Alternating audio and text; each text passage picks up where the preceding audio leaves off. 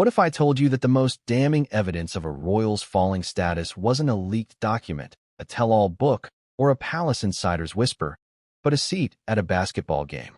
8 rows back. That's where Prince Harry sat at the NBA Finals. Not courtside. Not in the VIP section where the cameras routinely pan to capture the faces that matter. 8 rows back, in a crowd of ordinary spectators, looking like someone who had been invited rather than someone who had been sought. And when a single photograph of that seat went viral, the internet did what the internet does best. It turned a seating chart into a social autopsy.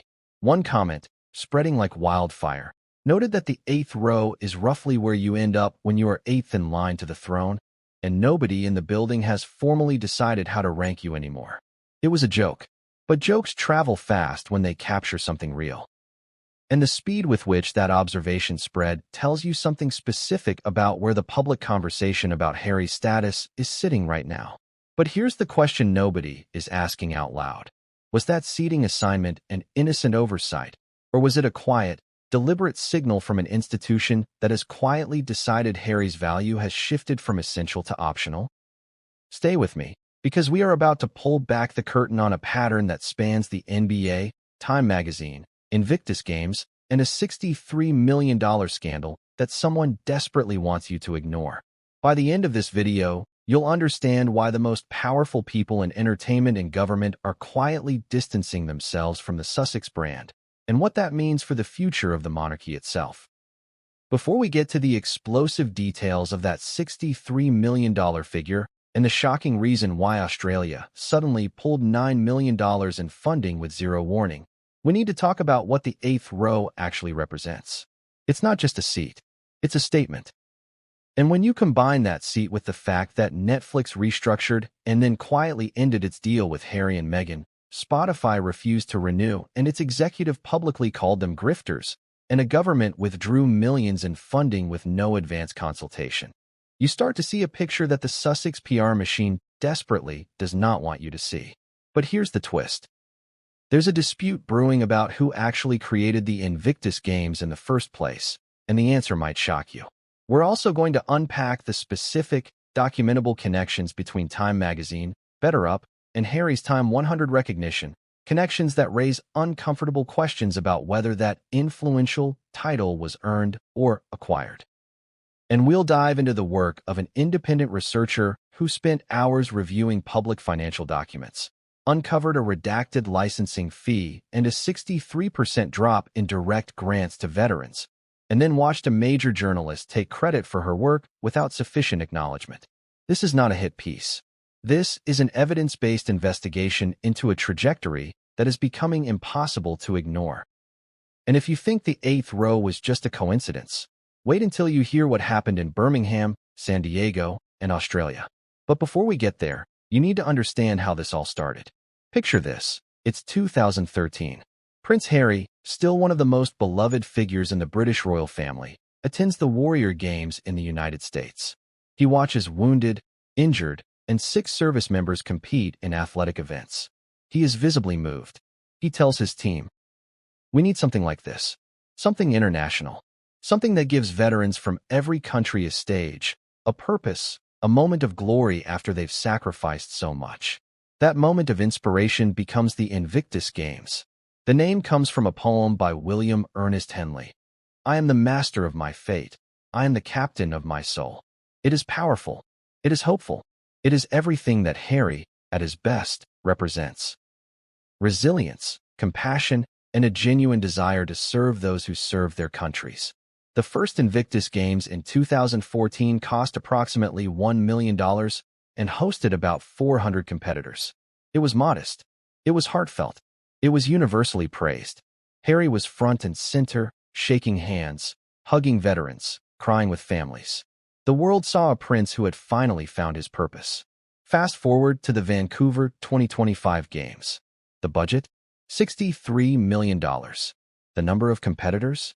Approximately 540. That's a cost of roughly $118,000 per athlete. Let that sink in. In the first year, they served 400 veterans on $1 million. Now they're serving 540 veterans on $63 million. The budget ballooned by 6,200%, while the number of people served increased by only 35%. Something doesn't add up. And this is where the story gets complicated. Because while Harry was the public face of Invictus, the organizational architecture, the legal structure, the funding relationships, and the institutional machinery were substantially built by the Royal Foundation. The same foundation that at the time included both Harry and William. So when Harry and Meghan stepped back from royal duties in 2020, they took Invictus with them. The question that observers are now asking is, did Harry build this from scratch, or was he handed a fully formed machine and told to drive it?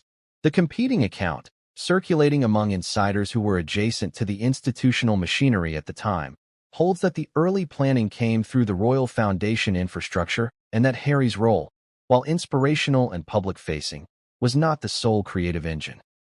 Some supporters of this version even reference William's legal settlement with certain British press organizations as a possible source of early funding, though that specific claim has never been confirmed through public documentation. But here's the thing. Two things can both be true. Harry can genuinely have been inspired by the Warrior Games. And the institutional machinery that turned that inspiration into a functioning international event can have been substantially provided by the institution he left.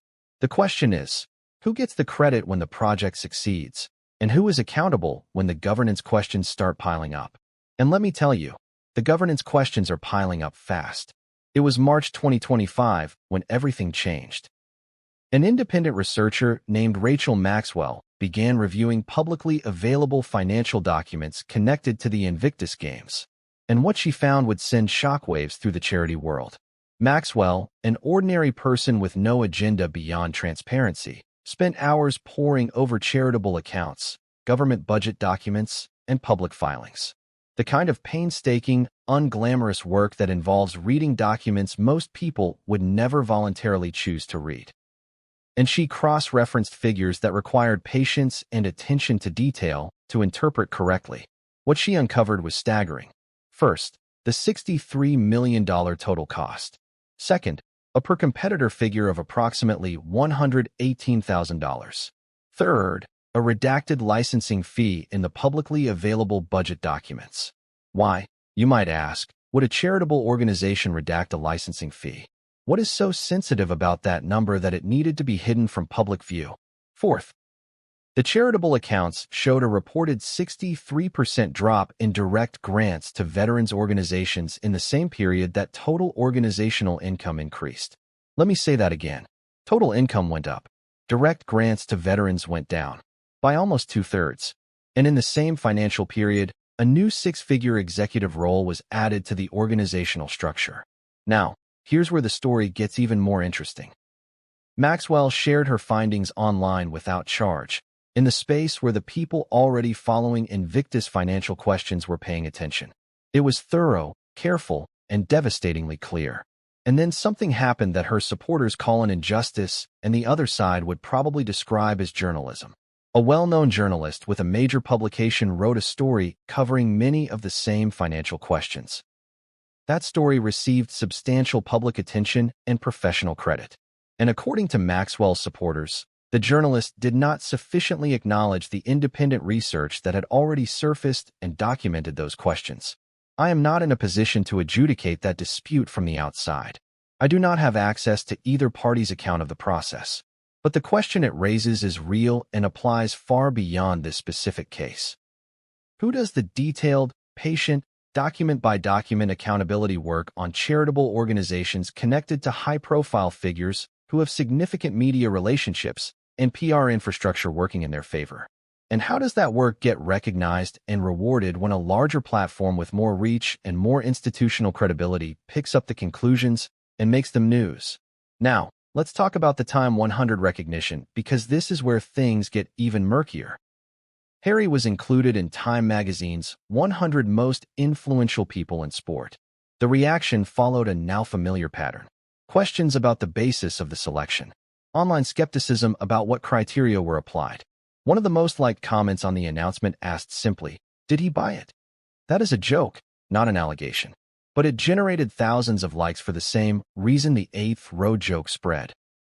because it expressed something a significant portion of the audience already believed. And then observers began mapping something more specific. Time magazine's ownership structure has overlapping relationships with BetterUp, the well-being technology company where Harry serves as chief impact officer. The relationship between Time's ownership network and BetterUp is documentable. This is not a conspiracy theory.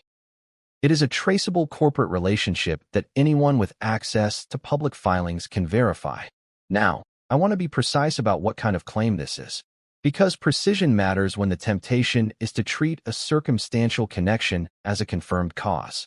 Established fact: the connection between Time's ownership network and BetterUp exists. It is documented in public corporate filings. Claim that cannot currently be established. That this connection influenced any specific editorial decision at Time magazine.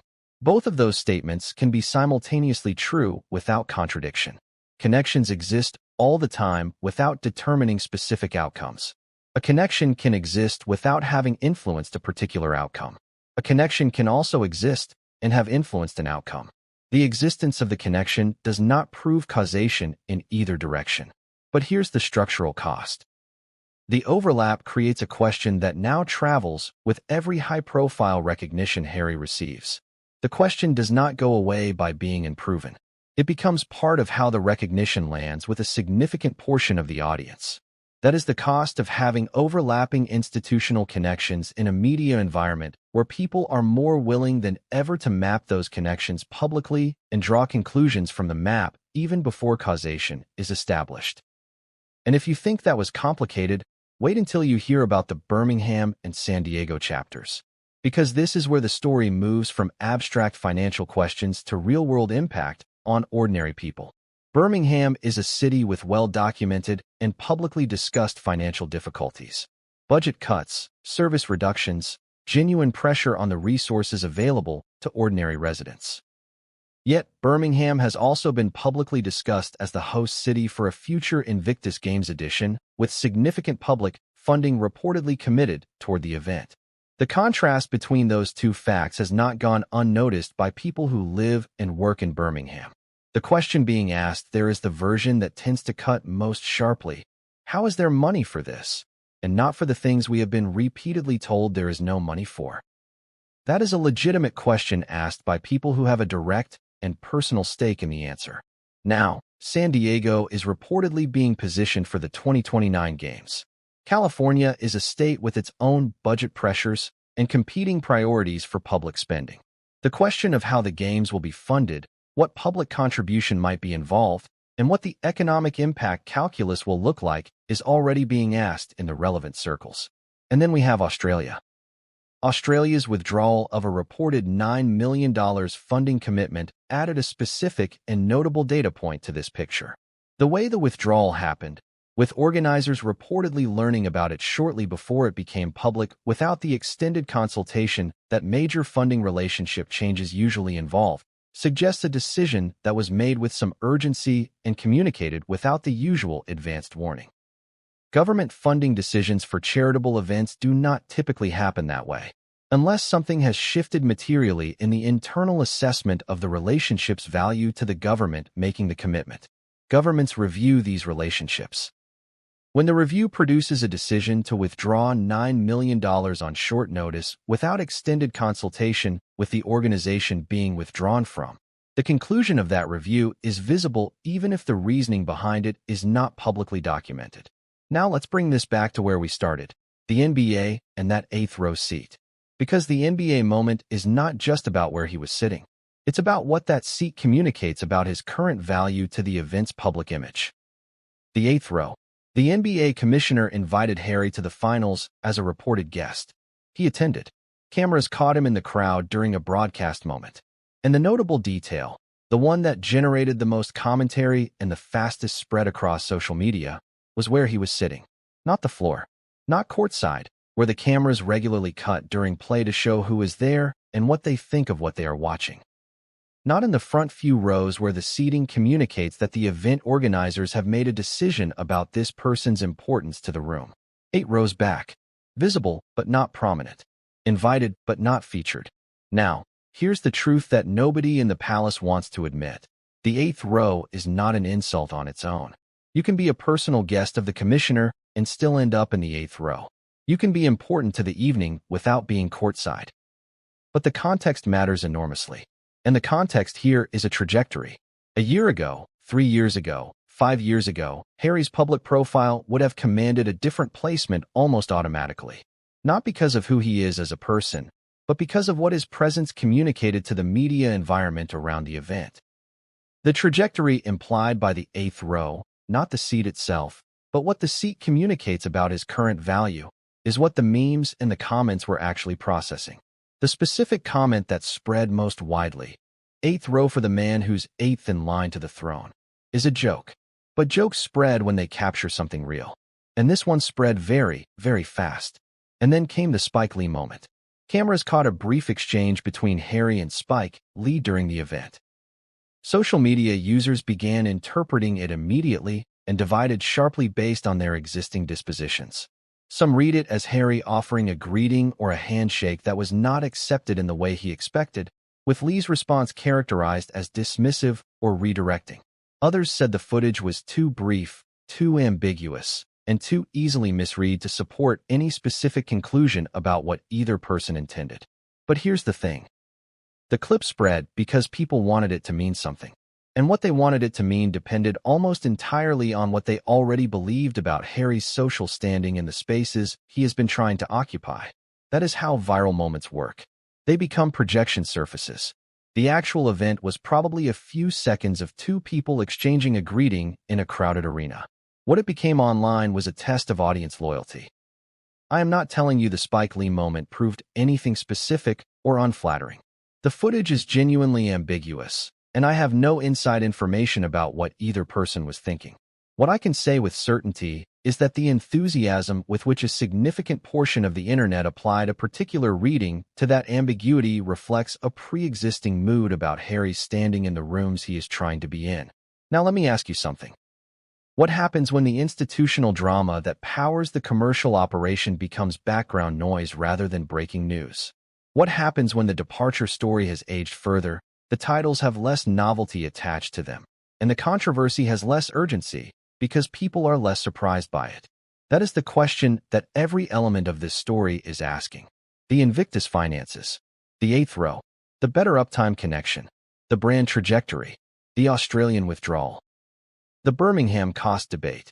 They are all different versions of the same fundamental question. What sustains the commercial operation when the original driver of its commercial value continues to recede? Let's look at the As Ever brand, because it tells the same story from a different angle. The candle with Archie and Lily's names on it as a product. The $256 signature scent bundle. The tunneling burn pattern prominently featured in the official product launch photograph, which became its own commentary on quality expectations versus premium pricing. U.S. web traffic fell by nearly half in the space of 4 months. None of these is a catastrophic failure in isolation. But as a pattern, they describe a brand that is dependent on the institutional connection for its commercial rationale, and that is discovering in real time that the institutional connection is generating less commercial value year over year rather than more. You'd think that would be the end of it. It wasn't. So what happens after the scandal breaks? What does the royal family do publicly versus privately? What does this mean for the monarchy going forward? Let's start with the public response. The palace has said nothing. Officially, there is no statement about the NBA seating. No comment on the Time 100 recognition. No press release about the Invictus financial questions. The palace's strategy is silence. And in the world of royal communications, silence is almost never neutral. It is a signal. The palace is not defending Harry because the palace has decided that defending Harry is not worth the cost. Privately, the picture is even more stark. Insiders who are close to the institution have reported that senior royals consider Harry and Meghan's brand toxic. One source, speaking on condition of anonymity, told a major publication that the family views the Sussexes as dangerous and that any meeting with them happens behind closed doors because the risk of public association is too high. That is not speculation. That is the cold, hard reality of how the most powerful institution in Britain is managing its relationship with a former prince. They are not hostile. They are not combative. They are simply absent. And in the royal world, absence is the most devastating verdict of all. Now, let's talk about what this means for the monarchy going forward. Because the institution that Harry left is actually stronger without him. The royal family has consolidated its public image around King Charles and Prince William. They firm, is leaner, more focused, and more disciplined. They have learned the lesson of the Harry and Meghan years, that the monarchy cannot afford to be distracted by personal drama. Meanwhile, Harry and Meghan are in a kind of limbo. They have the titles, but not the access. They have the fame, but not the institutional backing. They have the platform, but not the credibility that comes from institutional endorsement. And the commercial world is starting to notice. Let's return to the question that Rachel Maxwell's research raised, because it applies not just to Invictus, but to everything the Sussexes are trying to build. Who does the accountability work? Who asks the hard questions about where the money is going? Who scrutinizes the gap between the mission and the reality? The answer, in this case, was an independent researcher who did it, shared it publicly, and then watched it become someone else's major story. Her online supporters made that dynamic visible by raising it loudly and persistently in comment sections and social media threads until the comparison between Maxwell's research and the subsequent mainstream coverage became part of the public conversation about the Invictus story itself. That visibility is itself a kind of accountability. Not for the charitable organization's finances, but for the process by which investigative findings travel from the people who do the foundational work to the platforms that receive the attention. And whether that process acknowledges the former in the recognition it grants to the latter. Now, here's what the experts are saying. Royal commentators, financial analysts, and branding specialists have all weighed in on the Sussex trajectory. And the consensus is not pretty. They argue that the brand is facing a diminishing returns problem. The initial excitement of the departure story has faded. The public appetite for Sussex dramas has declined. And the commercial partners who were once eager to associate with the couple are now quietly distancing themselves. Netflix restructured and then ended the deal. Spotify refused to renew. Harry's podcast deal with a major audio platform reportedly stalled. The as-ever brand traffic plummeted. The Invictus Games budget ballooned while direct veteran support shrank. The NBA relegated them to the 8th row. Australia pulled $9 million. These are not isolated incidents. They are a pattern. And the pattern tells a story that the Sussex PR machine cannot spin away. But here's the question that should concern everyone who cares about the Invictus mission. What happens to the veterans when the financial scrutiny becomes too intense? What happens when donors start asking where their money is actually going? What happens when the government funding dries up because the cost-benefit analysis no longer justifies the association? The mission is real. The veterans are real. Their sacrifice is real. But the organization that serves them is facing questions that it cannot afford to ignore. And the answer to those questions is not more PR spin or more media appearances. It is transparency.